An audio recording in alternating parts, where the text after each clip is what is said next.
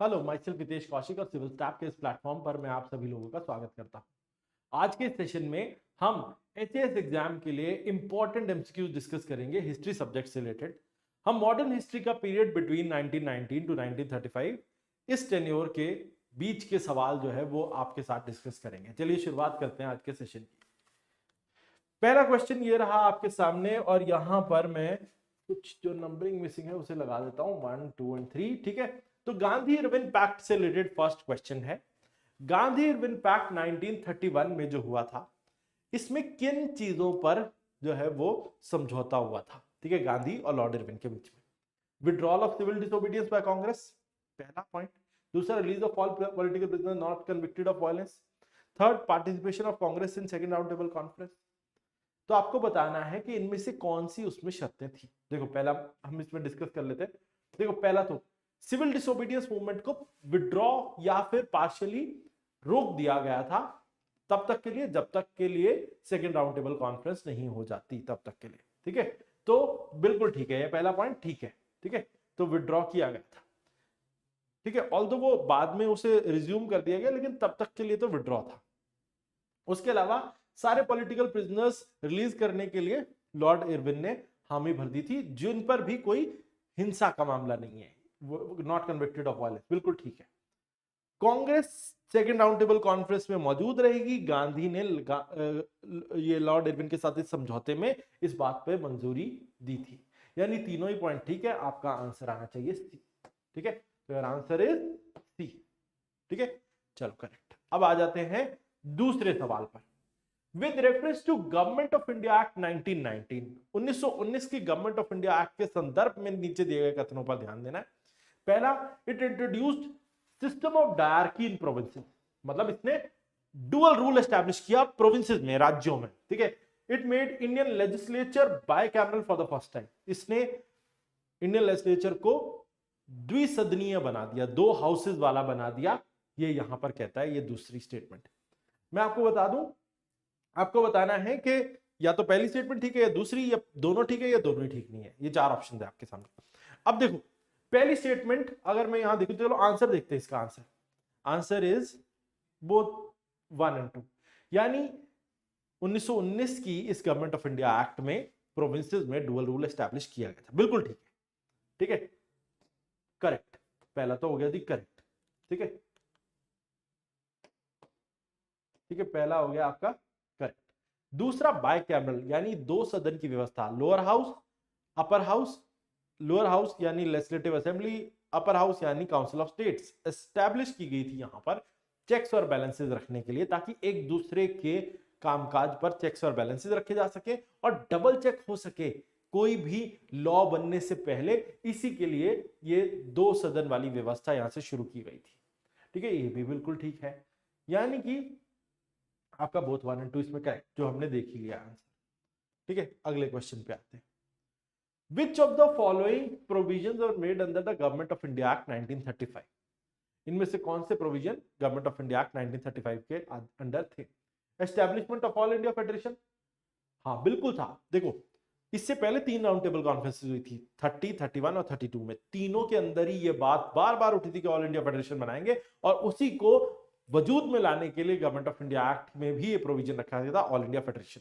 लेकिन एक बात ये भी है कि जब प्रोविजन तो बनाया गया था, लेकिन एक शर्त भी साथ में थी कि ये फेडरेशन, ऑल इंडिया फेडरेशन तभी बनेगा जिसमें ब्रिटिश इंडिया के जितने भी स्टेट्स हैं जो डायरेक्टली ब्रिटिश सरकार के अंडर आते हैं वो भी होंगे, और वो सारे प्रिंसली स्टेट्स भी होंगे जो अलग हैं, वो सब भी इसमें जोड़ दिए जाएंगे।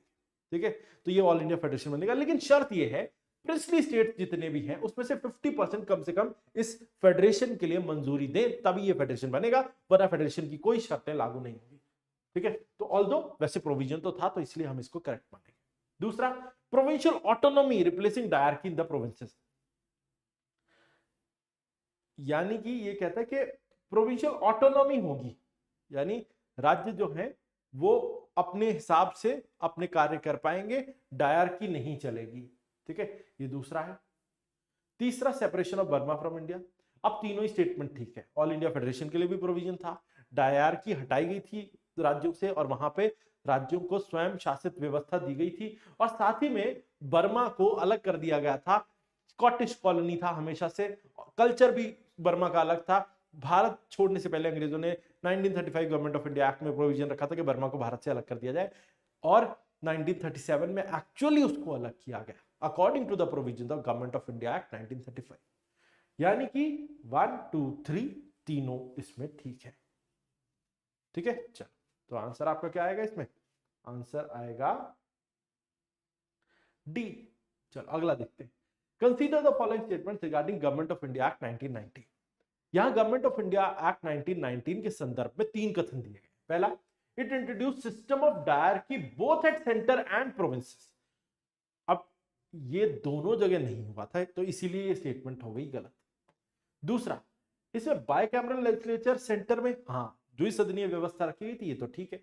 इस एक्ट ने सेंट्रल और प्रोविंशियल सब्जेक्ट्स को अलग कर दिया, हाँ हुए तो थे फेडरल यूनियन, फेडरल प्रोविंशियल और जो कॉन्करेंट लिस्ट जो बाद में 1935 में और ज्यादा जो इंप्रूव की गई थी, तो यानी ये ठीक है, यानी सेकंड थर्ड इसमें करेक्ट है, फर्स्ट रॉन्ग है। ठीक है, तो आपका आंसर आना चाहिए ए। ठीक है, चलो अगला सवाल। With reference to Rowlatt act 1919 consider the following. Rowlatt act के संदर्भ में ये कथनों पर ध्यान दें। पहला, इस एक्ट ने डिफेंस ऑफ इंडिया एक्ट के 1915 के जो रिप्रेसिव प्रोविजन थे उनको और एक्सटेंड कर दिया।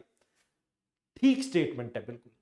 डिफेंस ऑफ इंडिया एक्ट 1915 में आई थी, उस समय वर्ल्ड वॉर 1 चल रहा था, उसके चलते कुछ इमरजेंसी प्रोविजन इस एक्ट के जरिए लागू किए गए थे और कुछ कानून ऐसे बनाए गए थे जिससे कि लॉलेसनेस की सिचुएशन को काबू किया जा सके।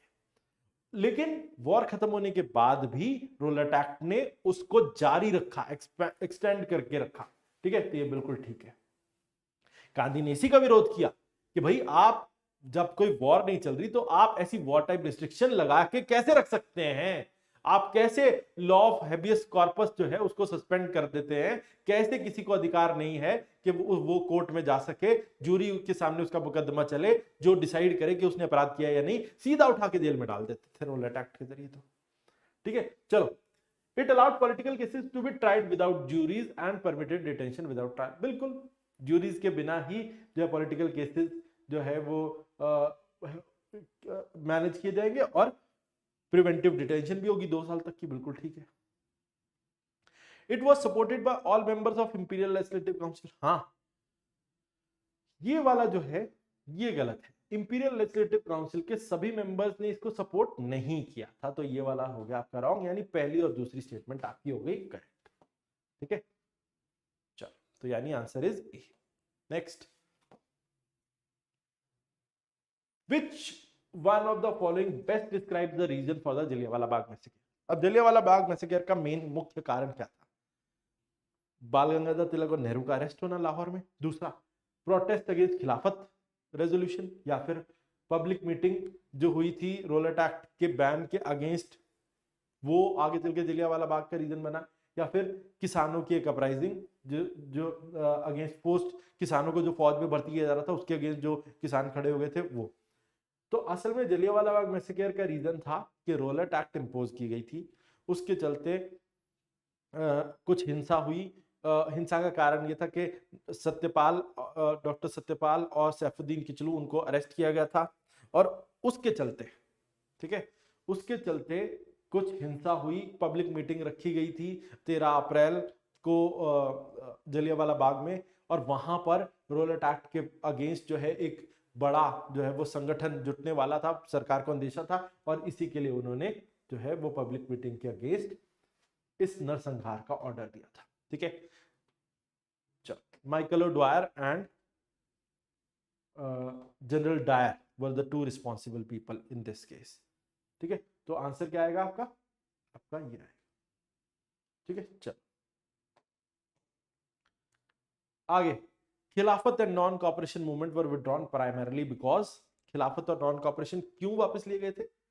इसमें तो मुझे ज्यादा देखने की भी जरूरत नहीं है। गांधी जी को अरेस्ट किया गया था और लीडरशिप नहीं थी इसलिए खत्म हुआ, या फिर मोपला रिबेलियन की जो है वो कम्युनल हो गया था उसकी वजह से, या फिर चौरी चौरा में कुछ वायलेंस हुई थी और वो गांधीयन प्रिंसिपल्स के खिलाफ थी इसी वजह से, या फिर ब्रिटिश कंसेशन ऑन कैलिफेट।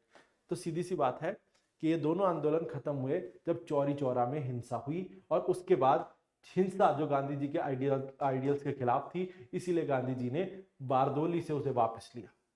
ठीक है, 5 फरवरी 1922 को चौरी चौरा का हादसा हुआ था। ठीक है, और उसके एक हफ्ते बाद 12 फरवरी को आंदोलन वापस हो गए थे। ठीक है, next, which of the following correctly matches event with its outcome? ठीक है, Simon commission dominion status propose, Nehru report rejected separate electorates, Jinnah's 14 points oppose provincial autonomy, Gandhi's pact यहां पर है एक्सेप्टेड पार्टीशन ऑफ बंगाल। ठीक है, तो अब ये हो गए। अब इसमें ना देखो, साइमन कमीशन 1927 में भारत आया था, उसने डोमिनियन स्टेटस प्रपोज किया? नहीं, ऐसा कुछ नहीं था, ये तो हो गया गलत। नेहरू रिपोर्ट ने सेपरेट इलेक्टोरेट को रिजेक्ट किया था? बिल्कुल रिजेक्ट किया था। नेहरू रिपोर्ट से ही तो मुस्लिम लीग के साथ सारा विवाद शुरू हुआ था। सबसे पहले 1916 में जब लखनऊ पैक्ट हुआ तो कांग्रेस ने मुस्लिम लीग से वादा किया कि आपके सेपरेट इलेक्टोरेट के स्टैंड को हम हमेशा फेवर करेंगे, लेकिन नेहरू रिपोर्ट बनते ही मोतीलाल नेहरू जी की अध्यक्षता में उसमें मुकर गए और पूरे तरीके से सेपरेट इलेक्टोरेट को हटा दिया। ये एक गलती थी जो की इंडियन नेशनल कांग्रेस ने, और यहां से मुस्लिम लीग को बिल्कुल अलग कर दिया। तो ये बिल्कुल ठीक है। जिन्ना के 14 पॉइंट्स में प्रोविंशियल ऑटोनॉमी को अपोज किया गया था? नहीं, प्रोविंशियल ऑटोनॉमी को सपोर्ट कर रहे थे जिन्ना अपने 14 पॉइंट्स में, नेहरू रिपोर्ट के अगेंस्ट जो उन्होंने दिए थे। उन्होंने कहा था नेहरू रिपोर्ट में ये 14 पॉइंट शामिल करो। उसमें था कि भाई सारे राज्यों को स्वयं शासित व्यवस्था से चलने दो, ऑटोनॉमी से चलने दो, अपोज नहीं किया था, तो ये रॉन्ग हो गया। गांधी इरविन पैक्ट ने पार्टीशन ऑफ बंगाल को एक्सेप्ट किया? गांधी इरविन पैक्ट 1931 में हुआ, 5 मार्च 1931 को। पार्टीशन ऑफ बंगाल 1905 में हुआ था, 1911 में खत्म भी हो गया था, तो इसका कोई लेने देने नहीं था। रॉन्ग है, यानी सिर्फ ये ठीक है, यानी आपका आंसर यही वाला है, B. B is your answer, B pairing is correct. ठीक है, चलो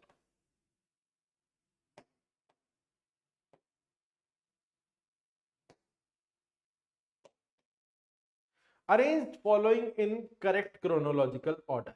देखो 4 इवेंट दिए हैं, Nehru report, Lahore session of INC, Simon commission और गांधी इरविन पैक्ट। सबकी हम डेट्स लिख देते हैं। देखो सबसे पहले तो साइमन कमीशन पहली बार भारत आया 1927, ऑल्दो 1928 में भी भारत में ही रहा वो, लेकिन 1927 में आ गया था। नेहरू रिपोर्ट ड्रॉ की गई 1928 में। ठीक है, और लाहौर सेशन कांग्रेस का हुआ 1929 में, और गांधी इरविन पैक्ट 5 मार्च 1931 को हुआ, तो 1931, यानी कि सीधा सीक्वेंस है 3 1 2 4, 3 1 2 4 ऑप्शन ये है। क्लियर? ठीक है, बी यानी 3 1 2 4। ठीक है, चल अगला सवाल, Which of the following was not a demand of civil disobedience movement? इसमें से कौन सी एक सिविल डिसोबीडियंस मूवमेंट की डिमांड नहीं थी? अबॉलिशन ऑफ सॉल्ट टैक्स, अरे नमक को हटाने की मांग, नमक के ऊपर टैक्स को हटाने की मांग तो थी सिविल डिसोबीडियंस में। दूसरा, मिलिट्री एक्सपेंडिचर को कम किया जाए, हाँ ये भी थी। डोमिनियन स्टेटस फॉर इंडिया, ये नहीं थी वैसे। ठीक है, क्योंकि अगर हम गांधी जी की जो 11 डिमांड्स को देखते तो उसमें तो नहीं थी। उसके बाद फिर आगे ग्रांट ऑफ सेपरेट इलेक्टोरेट। देखो अब ये वाला क्वेश्चन ना थोड़ा ट्रिकी है। सेपरेट इलेक्टोरेट की बात तो कहीं भी जो नहीं की गई थी इस समय पर, यानी कि यहां पे जो हो सकती है वो आंसर यही हो सकता है। वैसे डोमिनियन स्टेटस भी बहुत क्लोज है, क्योंकि डोमिनियन स्टेटस जो 1929 के बाद से कांग्रेस ने एक स्टैंड बना लिया था कि अब नहीं मांगेंगे हम, पर हो सकता है गाय बगाहे कहीं किसी पक्ष ने जरूर मांग की हो सिविल डिसोबीडियंस के दौरान, लेकिन सेपरेट इलेक्टोरेट की तो नहीं। तो इसका आंसर आपका ही आएगा ग्रांट ऑफ सेपरेट इलेक्टोरेट। इसमें ज्यादा वैसे ये दोनों ही मुझे लग रहा है कि ये दोनों नॉट में आएंगे, पर फिर भी जो ज्यादा बेटर है वो आंसर वो डी है।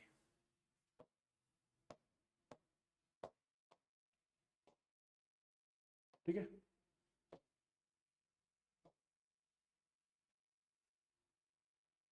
एक एडिशनल क्वेश्चन और देख लेते हैं। ठीक है, communal award 1932 extended separate electorate too. ठीक है, वैसे तो इसका आंसर दिख गया है, कोई बात नहीं, पर ये देख लो। कम्युनल अवार्ड मुस्लिम्स को, डिप्रेस्ड क्लास को, एंग्लो इंडियन, सिखों, चारों को ही कम्युनल अवार्ड में जो है वो सेपरेट इलेक्टोरेट दिया गया था। अब एक्चुअली कम्युनल अवार्ड कब आया था? Communal award second round table conference खत्म हुई थी 1931 के एंड में, और उसके 8 महीने बाद 16 अगस्त 1932 को, 16th ऑफ अगस्त 1932 को कम्युनल अवार्ड की घोषणा की थी British prime minister, British PM उस समय थे रामसे मैकडॉनल्ड, उनकी तरफ से। क्योंकि जब सेकंड राउंड टेबल कॉन्फ्रेंस खत्म हुई थी तो उसी समय उन्होंने कह दिया था या तो आप लोग तय करके बता दो कि किसको कितना रिजर्वेशन और सेपरेट इलेक्टोरेट जो है वो दिया जाए, अगर नहीं बताओगे तो हम अपनी तरफ से डिसाइड कर देंगे, और वो उन्होंने कर दिया। कम्युनिटीज को अलग अलग जो है वो रिजर्वेशन और सेपरेट इलेक्टोरेट अवार्ड किए गए थे, और उसी को कम्युनल अवार्ड कहते हैं। इसमें सबको दिया गया था, मुस्लिम्स को भी, डिप्रेस क्लास को भी, एंग्लो इंडियंस को भी, सिखों को भी। और तो डिप्रेस क्लास वाला मुद्दा ज्यादा बड़ा बन गया जब गांधी जी ने कहा कि भाई इससे तो हिंदू कम्युनिटी ब्रेक ही हो जाएगी, ठीक है, और उसके बाद फिर पूना पैक्ट हुआ, लेकिन चारों को ही दिया गया था, यानी आंसर इज 1 2 3 ठीक है। ये मैंने एक एडिशनल क्वेश्चन आपके लिए करा दिया। चलो अब आज का यह सेशन यहीं समाप्त करते हैं, फिर मिलेंगे आपसे अगले हफ्ते, ठीक है। अगले हफ्ते हम मिलेंगे और लाइव सेशन में वहां पर आपके साथ क्वेश्चन डिस्कस करेंगे, ठीक है जी। तो आज के लिए इतना ही, फिर मिलेंगे आपसे। जय भारत, जय हिंद।